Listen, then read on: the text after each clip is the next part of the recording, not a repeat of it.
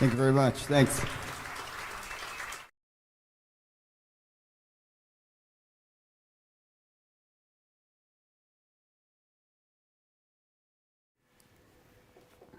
Hey everyone, how's it going? Good to see you. Thanks for being here. Good to be back. And yeah, what's going on? All right, am I here? There, I should be there. All right. Yeah, so I'm looking, there I am. Okay, good, I came up on screen. All right, it's good to be home. Good to have been on the road. Had a really, really good time. So I was on, if you guys know, from that clip was from the tour I just did for 2 weeks in the Czech Republic. And I want to call to attention the band, who was just super awesome and great. So, Michael Krasny on bass, and he's from the Czech Republic. He lived in New York for a long time, but I had never met him. Keyboard player is Walter Fischbacher, who I've been playing on and off with for about 20 years.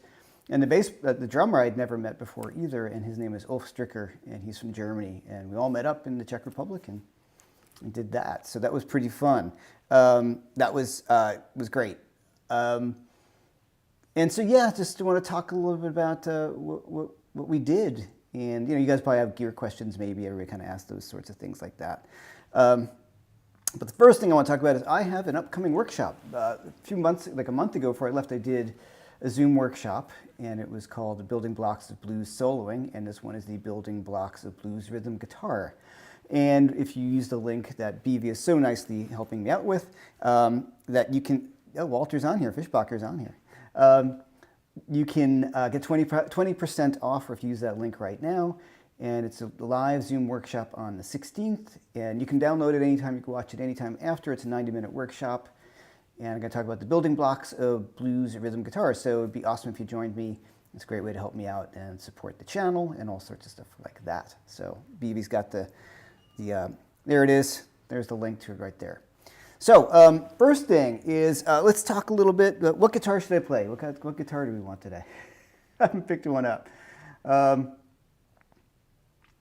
right, I'll pick up the Strat today. How's the Strat, right? All right, so the first thing, I always feel more comfortable too. All right, so the first thing to do is I want to talk a bit about that tune. It's an old it's a Jeff Beck tune, and I like doing that one on the live show. And what I really liked about that tune is, one, it's fun, but it's also, you can really expand upon it. And I think we took our own take on it. Walter, who's online right now, Fischbacher, great keyboard player and friend, he kind of came up with this little line, and I think the song took on a bit of a different feel than it normally does with Jeff Beck doing it. So I thought that was a lot of fun. And also, one thing about playing with good players, as I had the good fortune to do, is the dynamic level was really there. So it's really important to me that everybody listens. And trying to find the right stage volume, which we had a little back and forth with. And so I find for guitar players, and you guys might realize this too, is we have to be at a certain stage volume for the music to feel right. And knowing my music, I kind of have an idea of how loud it needs to be. So to be at a certain volume, if you want to get really dynamic, you need to be able to, you have to be certain loudness to when you play softly, you can do that with a guitar, if you know what I mean. Because if you're riding your volume knob, you know, a little bit of an overdriven sound. Really noisy today. If I bring down that volume, you know, it cleans up, and I want to get that sound.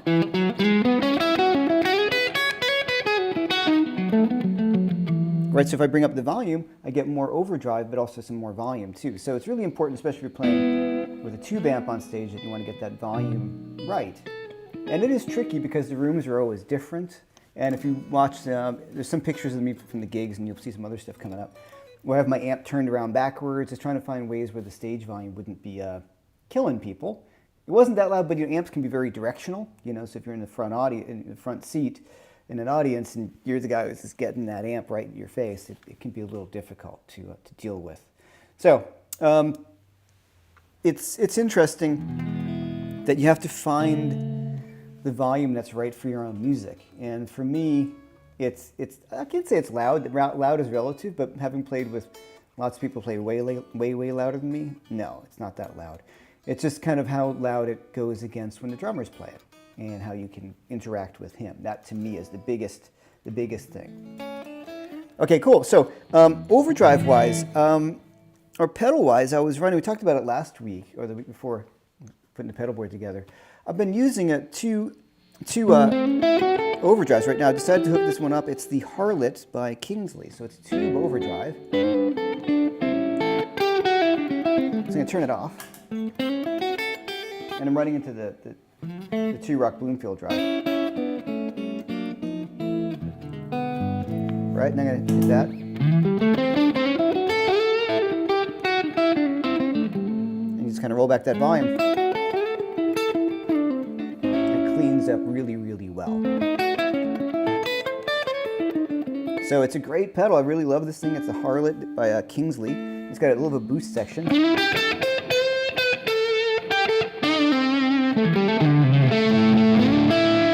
Right? A little buzzy in the house today, but sounds good.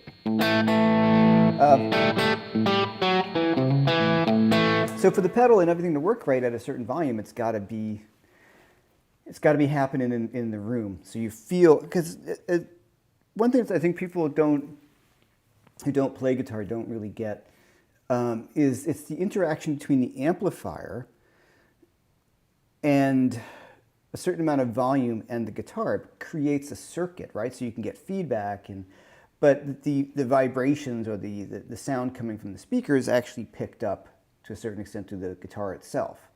So that's the difference of like when you're at home and you're trying to, the feel isn't right, it's because you're just not really playing loud enough to move the air to create that circuit between you and the amplifier. And when you're dealing with modeling things, or if you're at a really, really low volume, it's really difficult to do that to the point where you can't really do that. You can't get feedback. You can do it through a monitor, but it's not the same thing. So the volume has to be just loud enough that that circuit is created, and also just that loud enough or that low enough that you're not killing everyone, all right? Because that's a big, important thing. Okay, so one thing I do want to talk about, though, is it's been the first time I've been on the road in 2 years, along with most people at this point. And I want to talk about the difference between gig chops and at-home chops. And I use the example of, let's say if you're in a karate, practicing karate in a dojo or something like that, and you've got a black belt in the dojo, but you go on a street fight, you might get your butt kicked pretty easily because you're not used to working like that, right? You're used to this sort of controlled situation. And though it's not quite exactly the same in a gig, I'm not going to get I can get my butt kicked, but in a good musical sense. But it takes a while to get like those stage legs or sea legs, whatever way you want to put it, where you can feel confident and comfortable on stage. And it takes a while. It took me about a week before I felt like I was actually starting to play well, where I could get out of my own head, and enjoy the music. And the band was coming together, and the band was great. I mean, that was certainly a great part. I didn't have to worry about them. It was just, I think it's something a lot of musicians don't end up talking about, is it really takes a while to get your footing and getting your chops together, because controlling the adrenaline, keeping your concentration together, but also enjoying the moment and being able to live inside that moment and create some new stuff. So you need to be pretty relaxed. So the first thing you need to do is the band needs to know their stuff. So usually you start hitting your stride after a few gigs because people know the tunes or how the arrangements sort. They find their way, and they find how they how everything how the songs work together with everybody else. And that takes a little bit of time, no matter how good the people are. And I find that that's something that you can't really get at a rehearsal. It almost more has to come from playing it live, because then the song takes on a life, because you're playing it in front of people, and that adds a certain amount of energy to everything. But then also on top of that, like I said, is the physical aspect of it, having your chops come together, but these sort of chops that you can deal with while you're playing live, keeping your adrenaline together, your concentration together. And it really, that takes me a while. And some people may be quicker at it than others. I mean, if you've been gigging your whole life, like, I mean, I haven't been one of those kind of guys who's playing since they were like 16 at bars every night. I was not one of those kind of people. Say someone like Robin, talked about Robin Ford about it, like he was just gigging all the time, like all the time. So for him to bring those chops online is easier, but if you're like me, where you end up teaching a lot, and then you haven't toured or done steady streams of gigs in 2 years, it takes a while. And then there's also, just like I said, the vocabulary. You start being comfortable enough that you can come up with new ideas on stage, or use things that you're more working on as opposed to old ideas. You guys know what I'm talking about. Like, when you go to a guitar store and you want to play a lick, and then suddenly you feel like you play like you did 10 years ago or 15 years ago. You just can't do anything. Sometimes in gigs I feel that way. This is just terrible. And you get that really weird feeling like, oh man, I can't believe I'm doing this. So these are things that every guitar player and every musician I know deals with, is sort of that self-doubt when you're playing at first, like, oh, this is terrible. Oh, this isn't very good. But it takes a little while to overcome it. And the cool thing is when you have a good audience, that's great too, when you have a good band and everybody's supportive. So those are something I wanted to kind of address, the gig chops versus the at-home chops. And one thing I've discovered, and I always want to talk about this a little bit today, is one thing that you should practice every day if you want to have those gig chops as close as you can get them, is kind of just shredding every day. So what I mean shredding, I don't mean, like Yngwie stuff, unless you're going to play Yngwie stuff, but playing things that are going to be at the top of your technique. So when you get on stage, maybe you've got that headroom where you can kind of do this at home. And if you're a little nervous or a lot of energy or adrenaline, you can still kind of function at this lower level and really nail it. So I find sitting at home and working through those things is really cool. I sometimes find it really boring though, to sit around and just going, or something like that. I get kind of bored with it. But it is something that's a necessary thing. And that's when you hear like Pat Metheny, before he goes on stage, practices for all day before he will do any performance. So he feels really warmed up and smooth, and he's got all his chops together.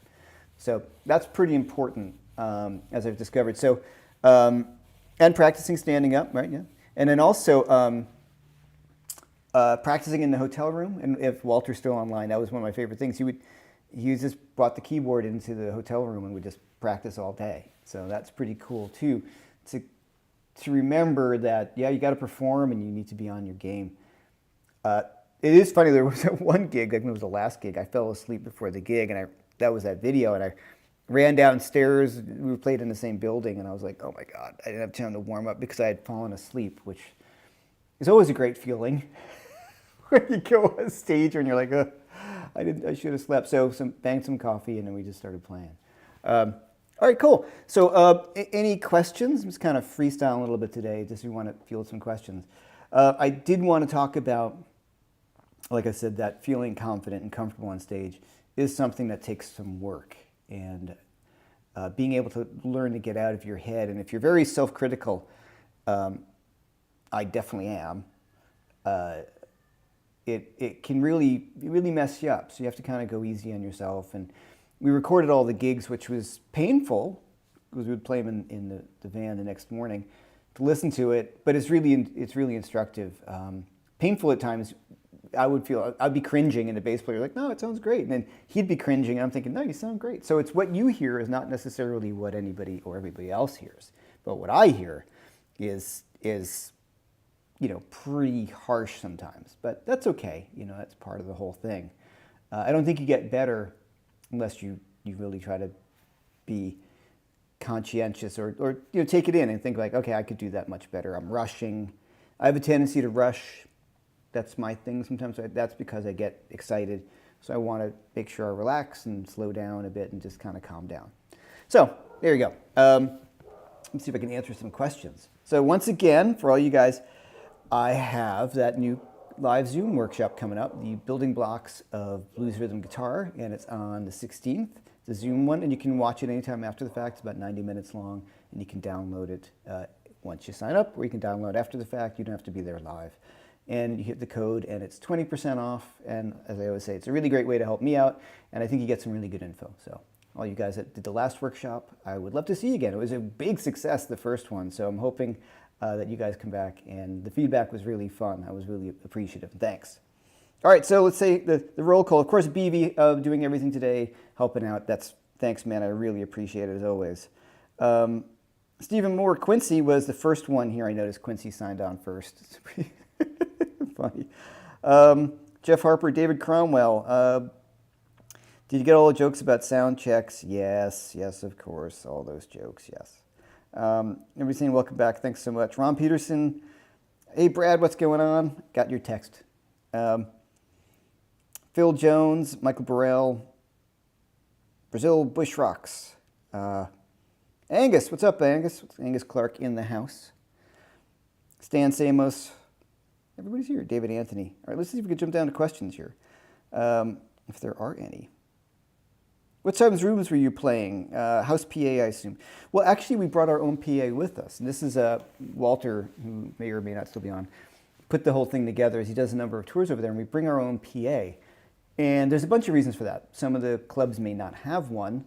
But when you're good at running it as he is, we did the sound check, and he would have a keyboard patch that would run like a loop, and we would play to that and get the mix right. We recorded every gig. And so the part of it was that we had total control over the sound, and we have to deal with the sound guy, which is super important in certain gigs. You know, certain gigs or certain sound guys aren't so great. So this took away a lot of the hassle. And then certainly some gigs, some clubs don't have PAs. They expect that you're going to bring your own.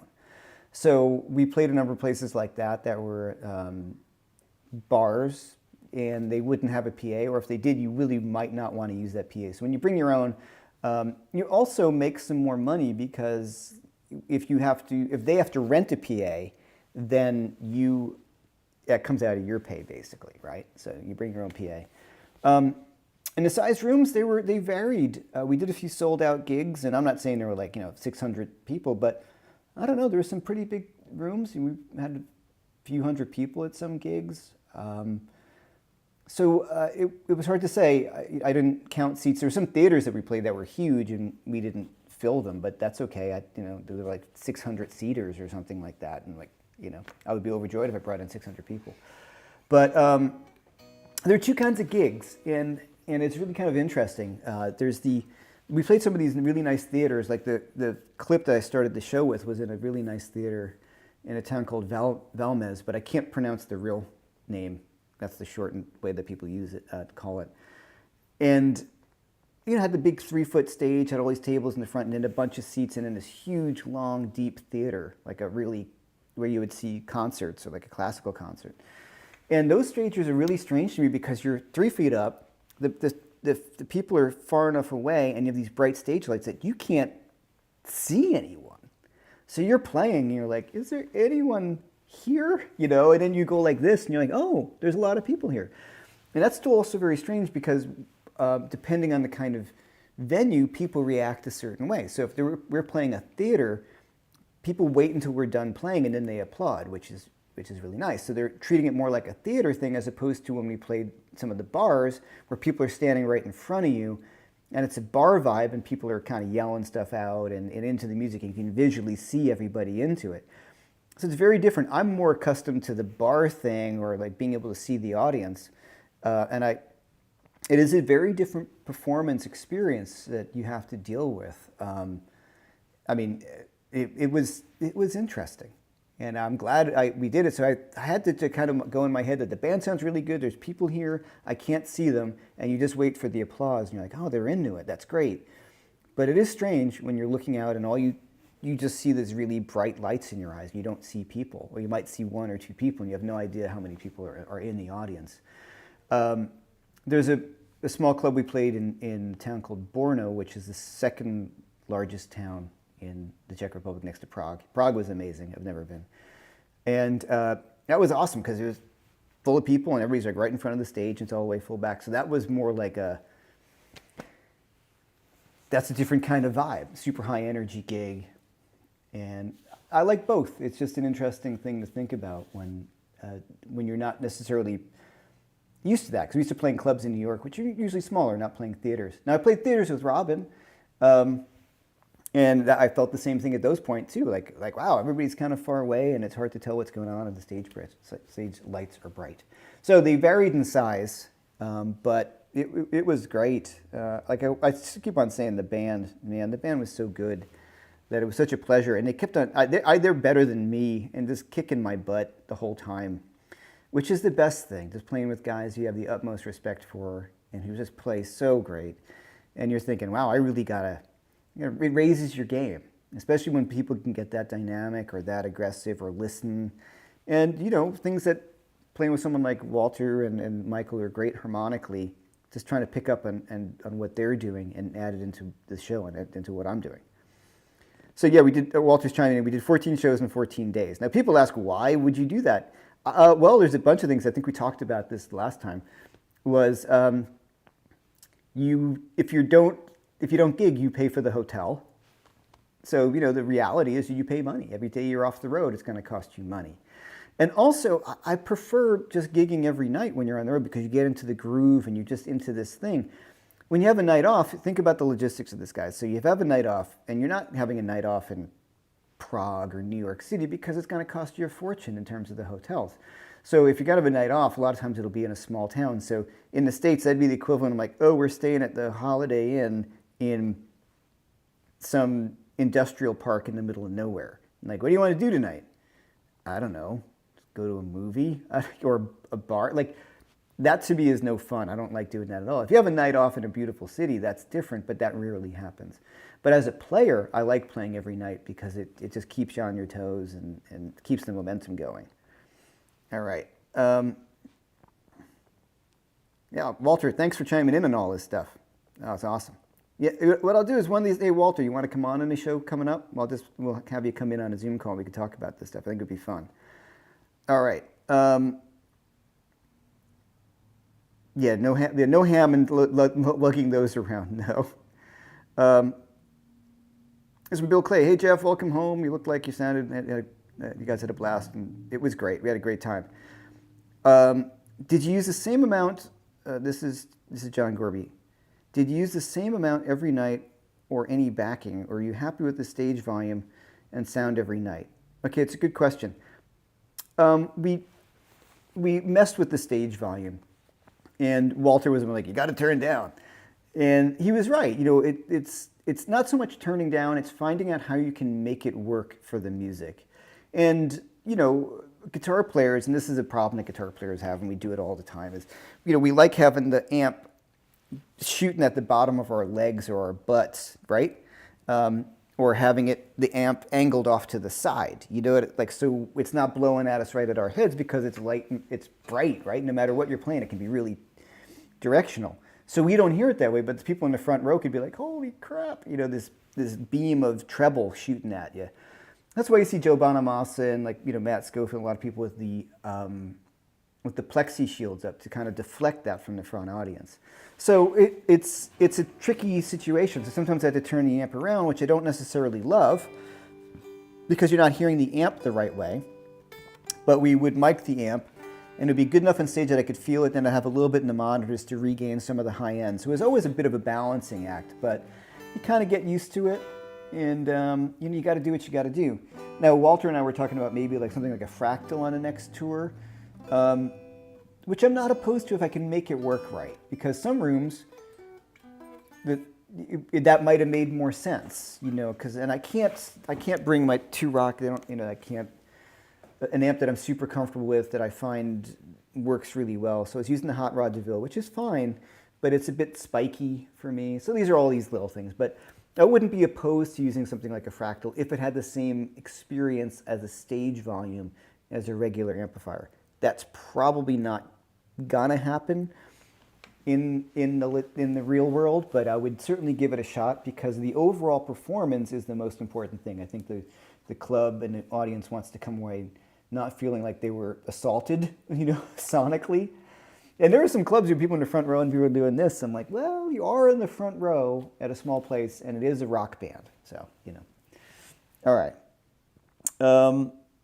So my volume did change from night to night, but not too much. This is where it was kind of fun having your own PA. You kind of dial it in. Some subtle feedback on your sound. How did you achieve that? That was because the amp that was a bigger room, and then I could turn the amp. That's that circuit I was talking about earlier that you can. That's my phone here. That circuit I was talking about earlier about how the air interacts with your guitar, right? That signal that you're coming back and forth with, and that's where the feedback comes with. So the subtle feedback was I can kind of lean back a little bit and find that spot. I wasn't loud enough to get full-on feedback, like Hendrixy stuff, but that's all right. But I could walk sort of back by the amp, or you just find that spot with the right amount of overdrive. I got a buzz in the room, but that's really loud. But you can get that sort of sound. I can't do it here because I'm not loud enough, right? I'm playing through little monitors here. So it's about finding that spot in the room. And that's the magic stuff. That's why I say an amp has to be at a certain volume so you can get that harmonic feedback and that interaction between you and the amplifier that makes guitar the greatest instrument in the world.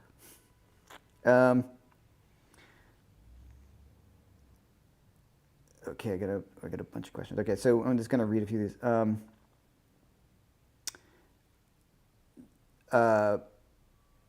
Do you think silent stage and the in-ears are a trend, or will it go back to monitors and cabs and floor? What do you prefer? I hate in-ears and silent stages. Because the drummer's not silent. It reminds me of those videos, when somebody's dancing, like that Elvis one, they took out all the sound. All you hear is Elvis squeaking his feet on the floor. Like, I didn't get in the guitar to play like that. Now, it depends on the gig, right? I mean, I used to do a lot of those kind of church gigs. And that would be a lot of the stuff on in-ears, but it didn't really so much matter because it wasn't, the gig wasn't about you. You know what I mean? So those kind of gigs, sure. And if Angus is on here, still he plays with the Trans-Siberian Orchestra and they use in-ears and fractal stuff. And we were talking about that sometimes like he doesn't hear the audience at all because he's got the in-ears in. I think, but that's a big enough stage, but I think if you're in a smaller club in a lot of the rooms that we're playing, and the kind of music we're playing, if I sat in the front row and I didn't hear anything from the stage except a drummer, I'd be like, well, what the hell's going on? So that wouldn't be great for me. For what I do, I'll never do, for my music, I'll never do a silent stage thing. That said, I don't want it to be blisteringly loud because that's no fun either. And so I wear earplugs. People go, why do you wear earplugs? Well, one, because I have tinnitus. Brought on by one gig many years ago. And so I have to be very careful because it can jump very easily if I'm not careful with it. And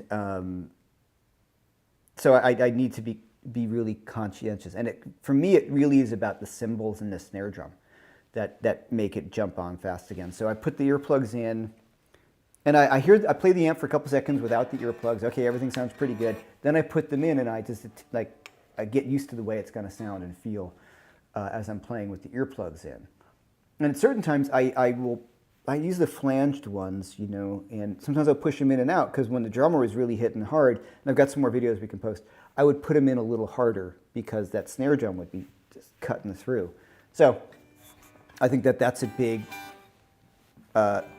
So earplugs for me are more about, I know it seems kind of counterintuitive, because the bass player is like, well, why do you need the stage volume so loud and then you're going to put in earplugs? That doesn't make sense to me. And from a bass player point of view, I can understand that because I feel like it's a different thing experientially. They're not playing with a tube amp and trying to get that. Rock bass player may feel differently, I don't know, but any guitar player I know plays at a certain volume. I mean, fuck, oops. Robin Ford, super loud. Scott Henderson, crazy loud. All the guys we talk about are really, really loud. So I'm not that loud, but it is loud enough where it has to be what guitar is supposed to do. And I'm all for a lower volume trend, like a 100-watt amp is this crazy overkill. in a small room. But I get it. And one thing I think that's important, and Matt Schofield talks about this as I do, I set my amp fairly loud, but I never end up playing almost at that volume for any extended period of time. So if you hand somebody your guitar and they start playing through your amp, it could be blisteringly loud, but since it's all about how you work the volume and the dynamics of the guitar, we're never quite at that volume because it gives us all that dynamic headroom to play cleanly and then to bring it up. And I think you hear that on that tune that we played at the beginning, which is that Jeff Beck tune. All right. How's that for a long answer? It's Phil Jones. How did you approach rehearsing with the two new guys, and how many hours did it need? Well, very, very little rehearsal, and that's the joy of playing with really great musicians. We end up really figuring it out on the gig. First of all, good charts are important. So I had really good charts written out for my music, not by me, by my good friend Chris, because he writes better charts than I do. And so you can say like, well, we're going to play it like the record. And also, it requires the musicians to be really kind of a little freer. Like, you know, my songs are really not that difficult in terms compositionally. I just never really write super complicated songs. It's just not my favorite kind of music. You know, I like simpler stuff. And so I have faith that, you know, Walter and Michael will just, it's the A section. Okay, we're going to do it 3 times. Or we do a lot of looking at each other. You know, and that's important, that there's a sense of freedom that people understand, and a lot of eye contact is super important. We had one rehearsal the first night, and I was completely jet lagged at some guy's like garage barn thing, which was great. You know, it was a ton of fun. And we did the one rehearsal, and we had 2 different drummers on the road. So the first week we had one, initially the drummer was going to do the tour, came down with COVID. He was from Germany, and he couldn't do the tour. And then, so we had a last minute sub who did a great job, and then he couldn't do the whole tour. So we had, first guy's name was Andy Winter. He did the first half, and the second half was Ulf Stricker. And these are both Walter's friends, and Walter works with them a lot over the years. And if Walter recommended them, I knew they're going to be great. So, so we started kind of getting that together, and then he had to go, and then Ulf came in. It was no rehearsal. We just had a sound check, ran over some stuff, and did the gig. But what Walter had done was he sent him a lot of the live mixes so he could hear what the songs had sounded like. So the faith in that you hire really good professional musicians who take the gig seriously and who can do these things, and that's super important, that you hire the right people and the people who have the right energy for this kind of music. Or any kind of music. But it was finding its way with Andy, and then he had to go, and then by the end, and very quickly Ulf caught on, and it found its way with Ulf as well. And they were both just great. Very different players, but just both a ton of fun. Michael Burrow, just registered for my next lesson. Hey, thanks. Yes. I'm going to pitch it again. My Building Blocks, a blues rhythm guitar workshop, is 20% off right there. It's a Zoom masterclass. The last one did really well, and it was really a ton of fun. So anybody wants to sign up for that, that'd be great. I really appreciate it. Will I be playing locally at all? A little bit. Yeah, I played locally enough before I went out of town, and nobody showed up. To be honest, like, New York is a rough place, man. And you know, my gigs in New York, most of my friends are musicians, so it's hard to get people to come out. This is true for pretty much every musician I know. And the instrumental guitar stuff it's a tough sell. But I'll do another gig soon, and hopefully Walter will be in town for it. I wish I could bring the other guys in, but... all right, let me see some more. Did I forget anything? No. Oddly enough, I didn't really forget anything. No, which is interesting. I thought I would have. Right, if the volume is too much, how about a Kemper Refract? I kind of talked about that. Just use your iPad and an iRig and sound terrible. No. No. See, there's a thing, especially when you're used to playing really good amps and playing just even at Marshalls or good Fenders or anything. It's the way, it's a huge part of the way I play the guitar. This is why Robin has also really insisted upon bringing his Dumble. It's part of his sound. So I find the same thing with an amp. I need a good amp, or else it's just not the same thing. I think things like fractals are spectacular to record with, or if you're using a big gig that's well rehearsed.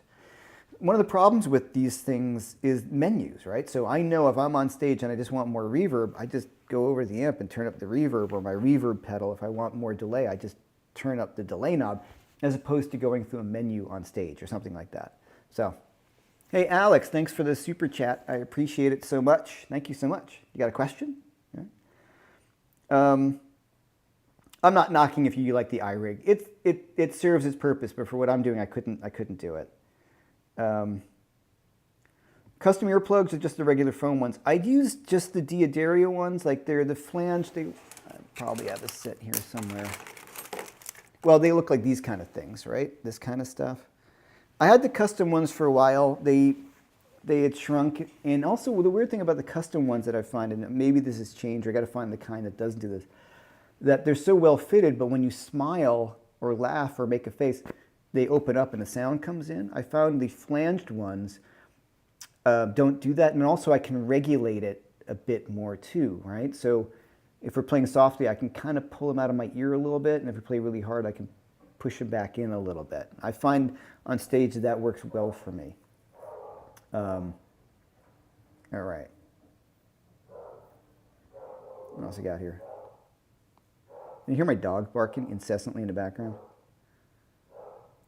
There's playing guitar sounds, and then there's really playing guitar. Yes, absolutely right. Deja voodoo, yes.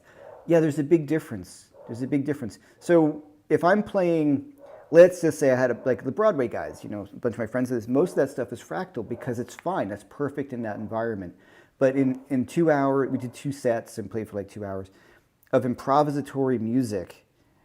I need that. I can't play that stuff without the whole experience. And I also think that that's what people want. Experientially, they want that when they go to see a show. They'll know. They'll know if I'm like not into it, or if there's not this energy coming from the stage. People know. Whether they consciously know it, they can feel it. Will the blues rhythm workshop be suitable for an intermediate player? Yeah, it's actually kind of like early intermediate. And what I found across the board, even with the blues soloing workshop, is this is a lot of stuff that people who have been playing for a long time really seem to benefit from, things that I've found through my years of teaching that people need work on.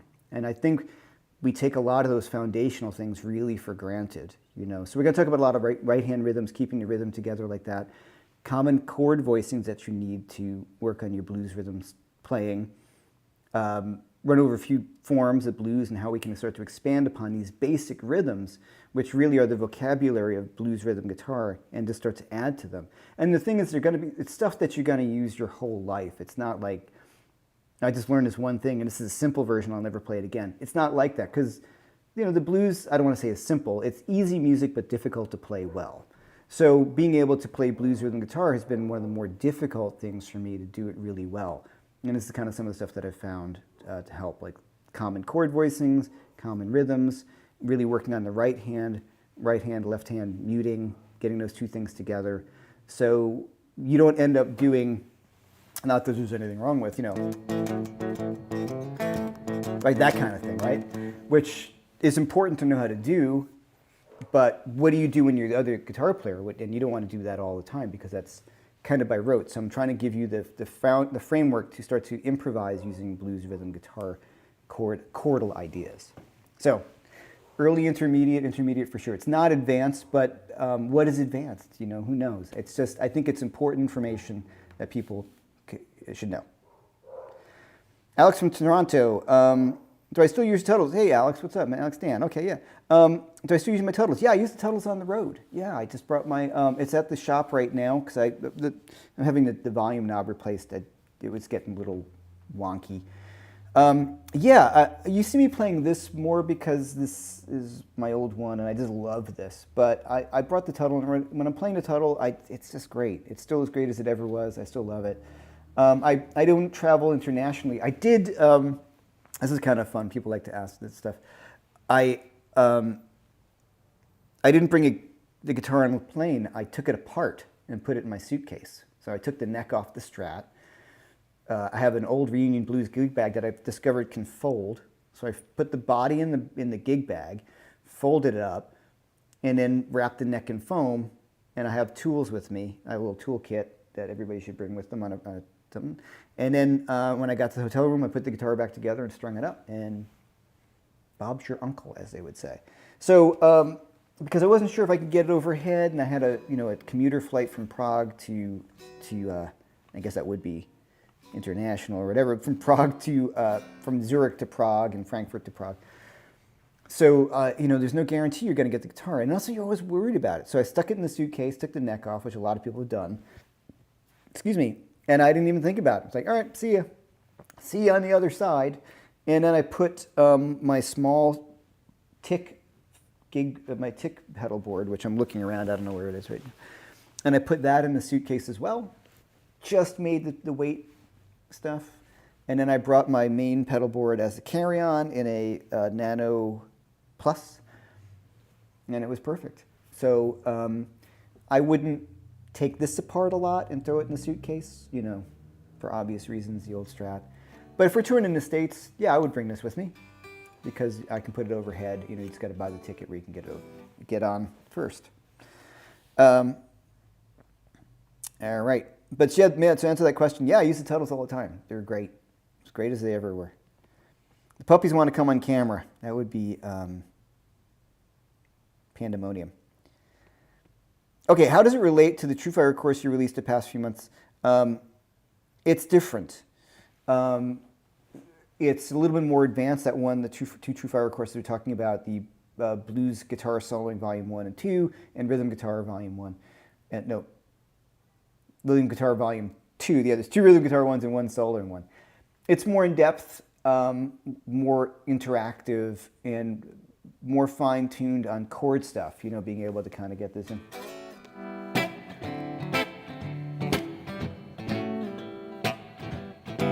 Right? That kind of thing, right? That kind of stuff. And I have a pick in my hand, so there.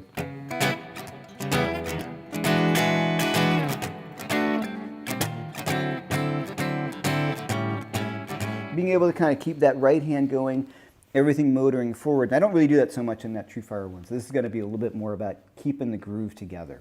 So hopefully that answers that question. And plus it's live. You can ask questions a little more. I find it to be more fun. They're interactive. I'm excited. Everybody's asking questions. It's really fun.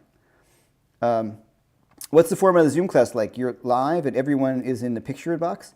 Is anyone else playing? That's the stand. So everybody, when I call people up, they can come up. I talk for a while, then ask some questions, answer some questions, and then I certainly present the information you get ahead of time in PDFs, and you get some background tracks. I teach the stuff, and then I'll answer some questions, and whoever asks the questions comes on screen. So it's kind of like this, but people will play. They might play me something, and I can help answer that question directly. But it just adds a nice element of interaction. People really like it, sometimes more than the courses. And plus, then you can download it. So, hey, Chris Covington, thanks so much, Chris. I appreciate it for the top chat. Thank you, thank you, thank you, thank you. Joe Urbanowski, dang, I'm late. Hope you didn't miss the good stuff. There's always good stuff. You can get on the replay, right? Exactly.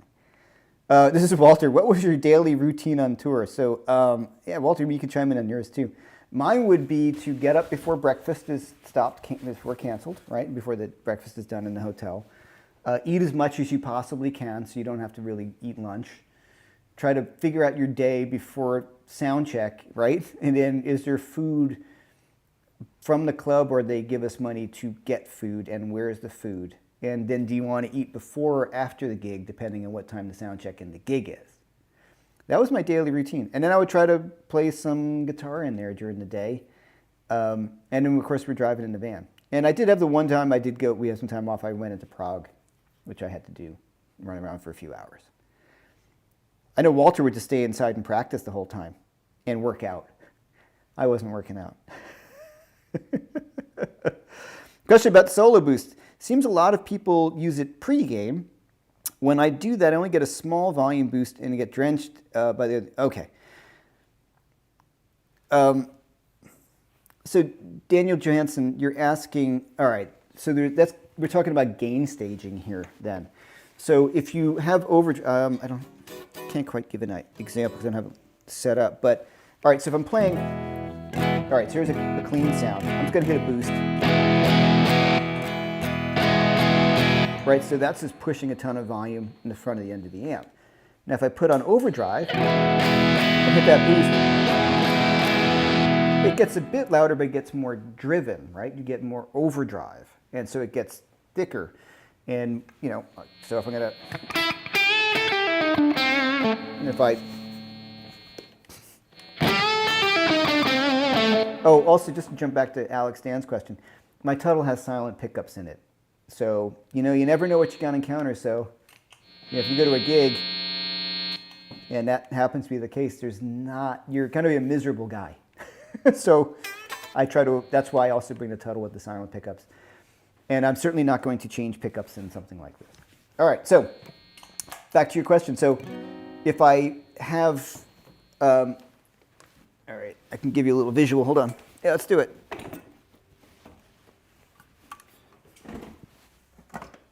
All right, so here's two overdrives, right? Here's an overdrive, and here's a boost. If I put the boost after the overdrive, I increase the volume of my overdrive pedal, right? So what you're saying is you got this overdriven sound that you like and you just want to make it louder, you need to put the boost after the fact if you're just using pedals, right? If I want to get more overdrive, like push the front end of an amplifier or get more signal going into the overdrive pedal to get more overdrive, I do it this way. So this is now pushing the volume into the front end of your pedal, so you're going to get more overdrive that way. But you get less volume. You will get a volume boost, but you will not get the same volume boost as you get with this, right? Because this is going to boost the overall signal. This is boosting the front end to here, and you compress the signal, so it's going to get not going to get lower in volume. It'll get louder, but it will not be at the same in volume. And you get more overdrive when you push it this way. So this is called gain staging, and this is what I do all the time. So I will have both. So let's see. All right, hold on. Nope. All right. I got something. All right, let's pretend. Here's a fuzz, right? So let's say the fuzz is a boost. I'll put this like that, right? So I can boost. Here's my overdrive I might have on all the time, and I can boost the front end of my overdrive to get more gain, more compression and fuzz. And then if I want to make it louder, I hit this. So that brings up the signal of both of these to make it louder, so that more distorted sound will be above the band because you boosted the overall volume. Make sense? So it's gain staging. I have both sides taken care of. A gain stacking and then a volume boost. So hopefully that answers your question. All right. Any plans for a European tour? I just did one. Now, this is Quincy. Man, if it comes together, it's very hard to do and to make it financially feasible to do them because, you know, I don't have a big name. And even the guys who have a bigger name, it's very difficult to do. Matt Schofield talks about it all the time. He's like, I don't make any money until the second or third gig, the second or the last gig, because he has to pay all the expenses. So it depends on, you know, if one came along, I would do it. Yeah, sure, if I could afford to do it. You know, you got to make a living. Sometimes gigging isn't always the best way to do that. So that's why I do workshops and things. I like that too, but it's the same thing. Yeah, it's literally eat, sleep, play guitar, and yep, eat, sleep, play guitar, and maybe drink a little bit in there too. Cut a humbucker in that class into that Strat. Yep, that'll be a great idea to do that. Pretty funny. What else we got going on here? Okay. Oh, Angus. Prior to the Axe FX, and some still go to the Broadway amp with a 1x12 Silverface Princeton, and it's actually okay. Yeah. So yeah, it's like a small volume thing. They probably have it in the room, right? That you can't hear it, right? Or just some sort of locked up thing, and then it's mic'd. So, yeah. Let's see what else is going on. See if I missed any questions. Well, a few things that get coming down the pipeline, which would be kind of fun, I am launching my own book coming up soon. It's a guitar reference guide, so you look for that soon. And when I teach online, it's just a cool way to, talking about pentatonic scales or arpeggios or keys, you can open up the book and flip to the page 12 and, oh, there's all my fingering. So that's going to be launched soon too. So I'm looking forward to that. And I just finished up for all you guys who bought my background tracks. I just made charts for them, and those will also be available on my teaching site, which is Jeff-McErlain, or JM Guitar Lessons, which is the teaching site.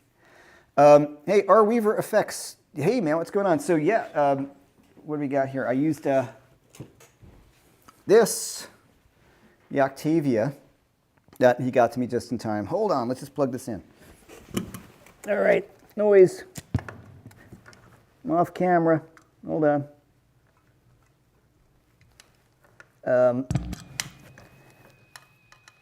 I had my big full tone Octavia, which I love, but it's huge. And so I wanted a smaller one.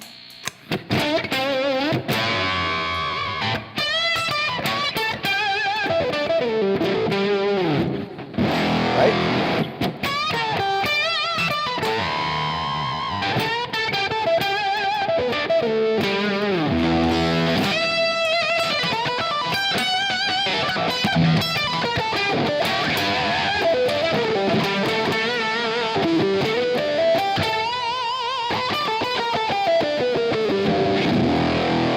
I love Octavias, because what I love about Octavias is that you can bring them down,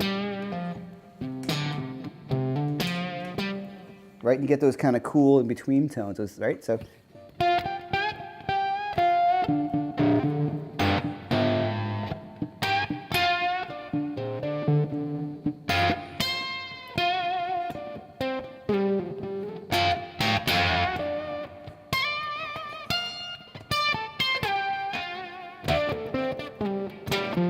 And then you're going to kick it in.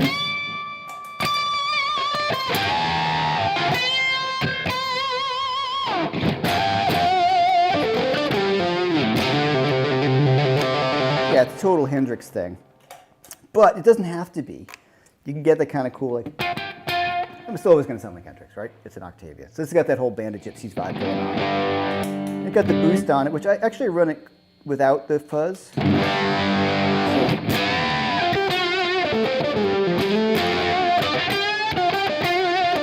It's this killer, and it's a regular kind of size box, and so there you go, R. Weaver Effects. You can check him out. I found him on Chris Covington, who's online. He hooked me up with my favorite Univibe, and then I just found his other stuff. I got his wah pedal, which is killer too, and the Octavate sounds great. It's knocked the old full tone off my board. Smaller, and actually it's brighter in a good sense. It's a little more clear than the old full tone. They have a different sound. They both sound really good, but this one, it's smaller, and real estate is a real big thing. You know those old full tone pedals that are long and they angle down, and then it angled down is a big pain because if you want to put something behind it, and then you're trying to get your pedal in your... Anyway, so yeah, highly recommend it. You can check them out on Instagram. Just contact them there. There you go, free ad. And I paid for them. So nobody gave me the pedal. All right, so let's see, one more questions. Right, Walter, we have a tour in 2024, September 2024. Like, what are you doing 2 years from now? I don't know. I guess I'm going on the road. Looking forward to it already. All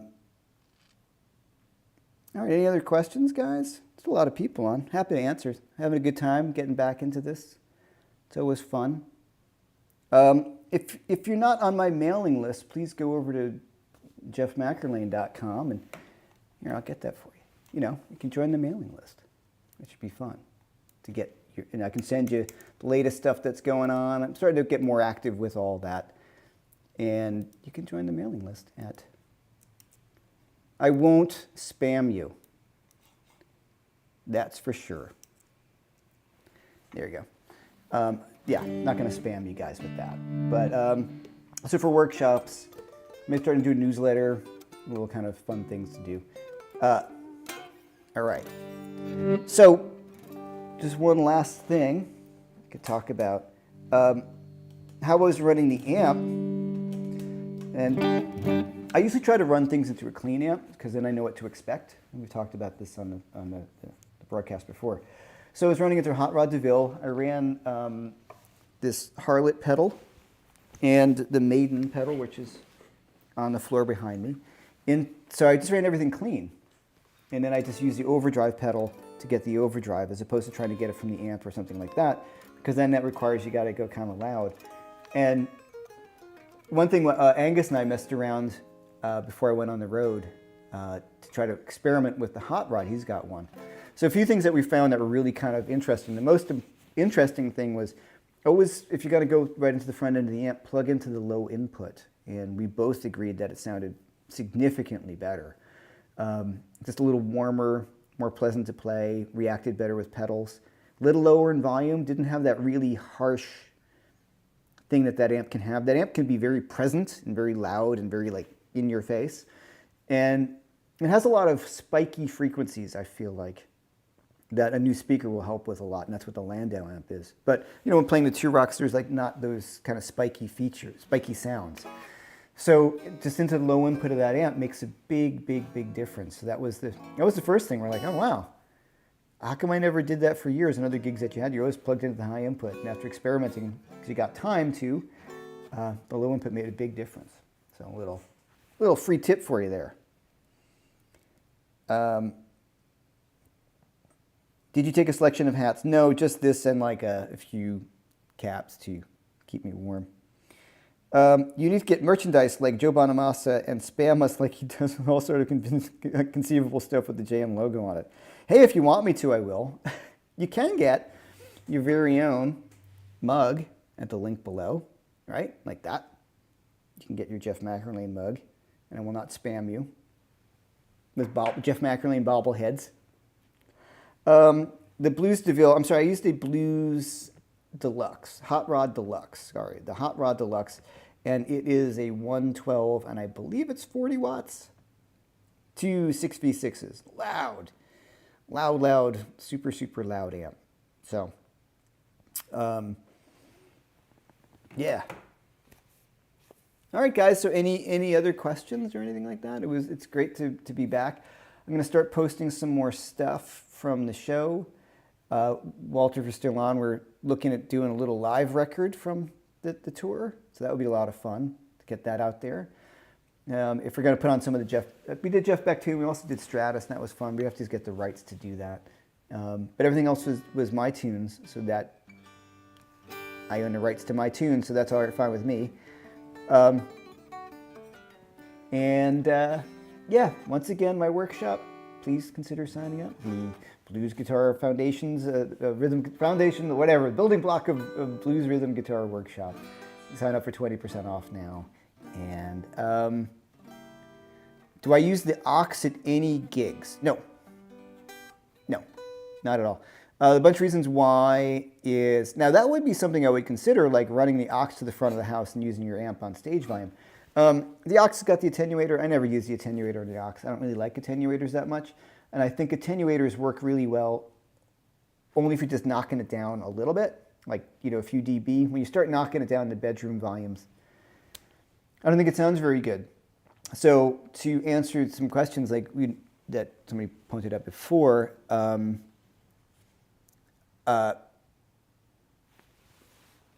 getting a bedroom amp, or I mean, that's for me what the Fractal does really great. I just turn it on and I play that all the time and I love it. Or I'll just turn the Two Rock on at a low volume and play with some pedals, you know.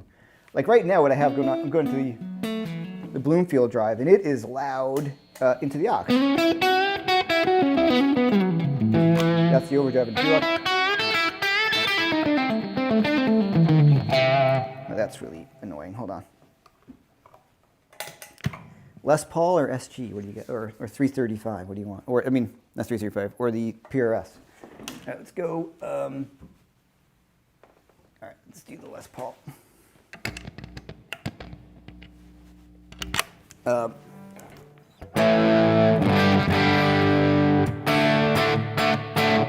Right, so that's pretty loud. That's the gain.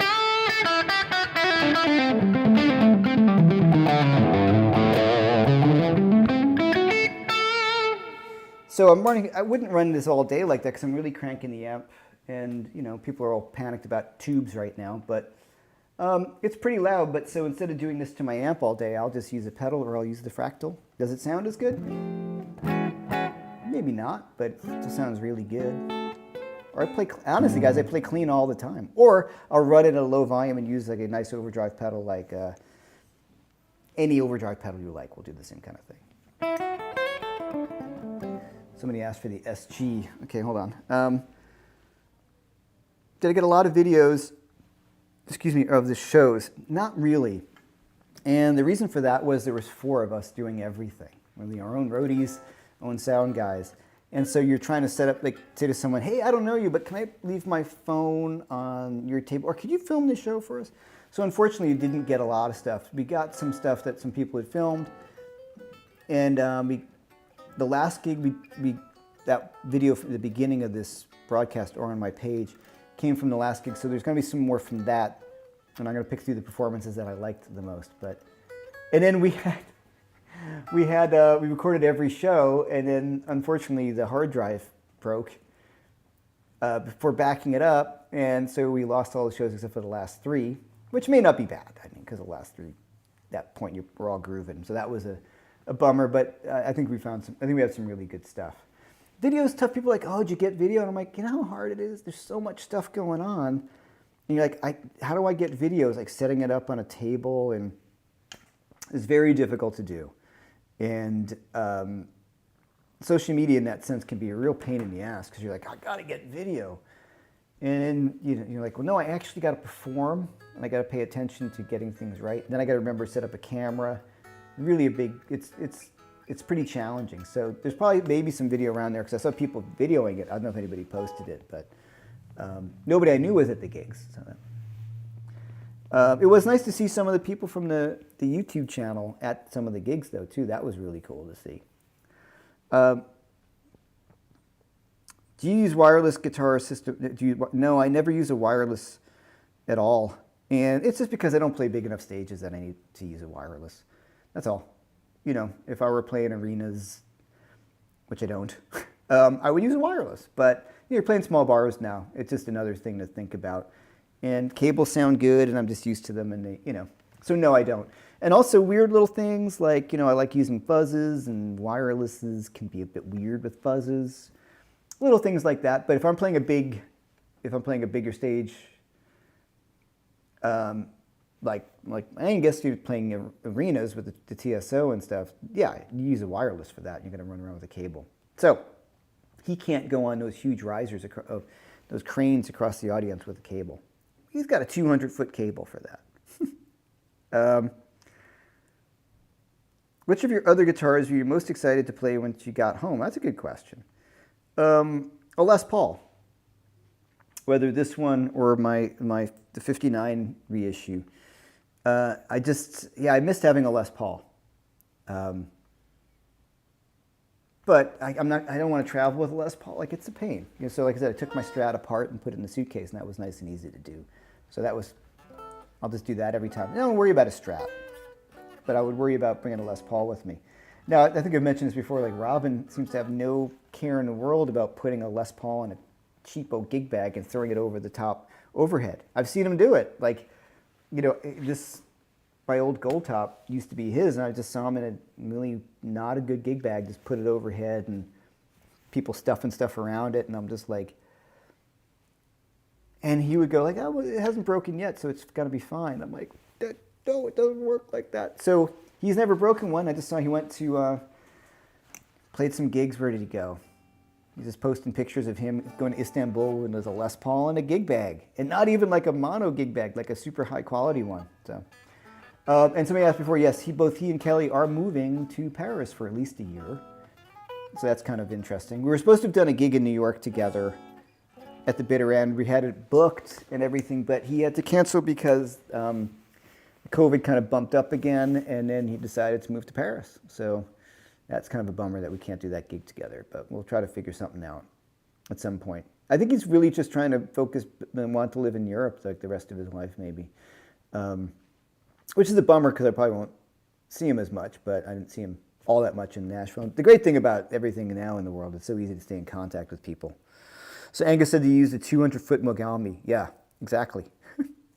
Best Czech beer. I'm not a big beer drinker, but I did try, and the one I thought was the Pilsner in Pilsen.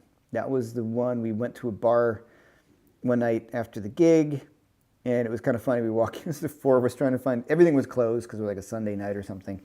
And Michael, who's the Aloha, found a bar, and we walked in, and everybody was smoking pot in the bar, and they let us in. We had a few drinks, and it was good. I'm not a big beer guy.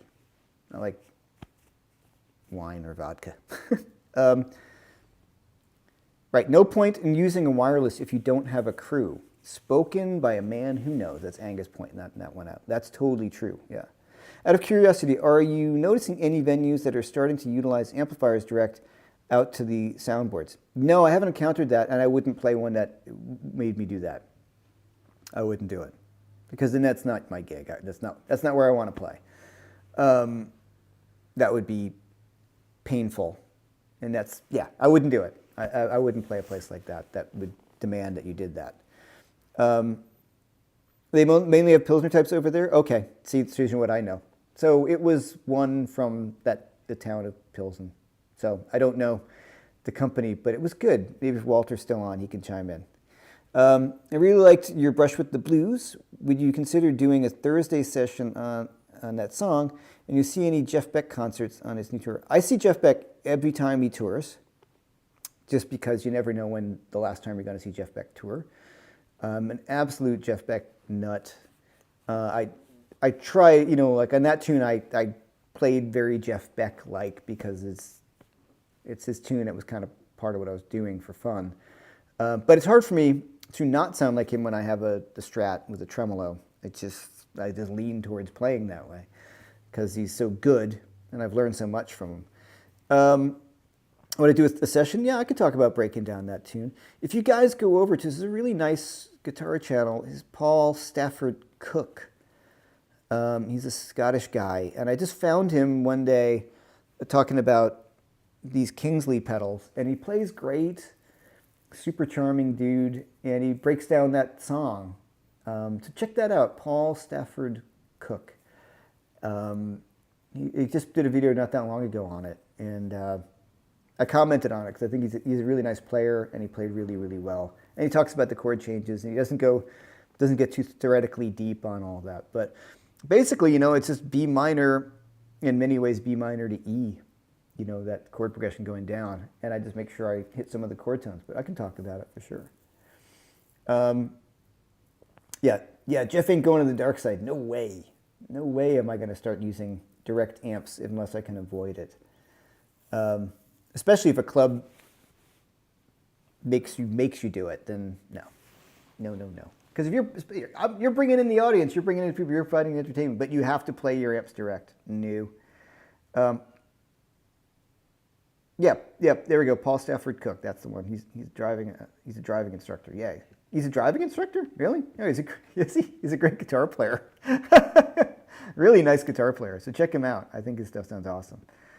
Because of Enders Lovers, yeah, all these Jeff Beck tunes. And I learned all that stuff, those volume swells you're talking about, all that's from him. That whole thing of, right? See that volume knob's not right also? Right, getting all that. But I find it so much easier on a Strat because it's sitting right there, So, yeah, and Stevie Wonder wrote that. Yeah, Jeff Beck didn't write most of his material with that kind of stuff. He always had other songwriters come in. There you go. Hey, thanks, Beaver, for putting Paul's page. Go check him out. Good guy and good player. Okay. So, any more questions? Thanks for everyone being here. I really appreciate it. Once again, as BB did the Zoom masterclass coming up on the 16th on the building blocks of blues rhythm guitar. Like I said, it's really going to be more about setting up a groove, the essential chord voicings you need to know how to play, and how we can expand upon them and really building up that right hand and the left hand together to propel the band forward. And you can kind of support your own guitar playing doing that. So, all right, everyone, thanks so much. Once again, also please feel like if you want to join my mailing list, check out my new teaching channel, jmguitarlessons.com. And I will see you all very soon. And thanks so much for being here. All right. Thanks, guys. Bye-bye.